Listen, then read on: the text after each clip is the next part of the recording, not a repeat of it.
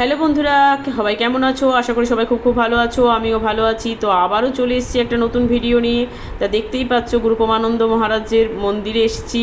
প্রথমেই তোমাদেরকে আরতি দর্শন করিয়েছি, পুরো আরতিটা দর্শন করাতে পারিনি। তা পুরো মন্দিরটা এখন একটু ঘুরে দেখাচ্ছি। ওপরের অংশটুকুনি, নিচটা পুরো তুলতে পারিনি, কেন হয়ে ওঠেনি, আমার খুব তাড়া ছিল।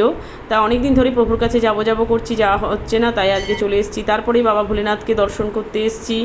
আগে বাবা ভোলেনাথের আরতি হয়, তারপরে গুরুপমানন্দ মহারাজের আরতি হয়। তা 7টার সময়তেই বাবা ভোলেনাথের আরতি হয়।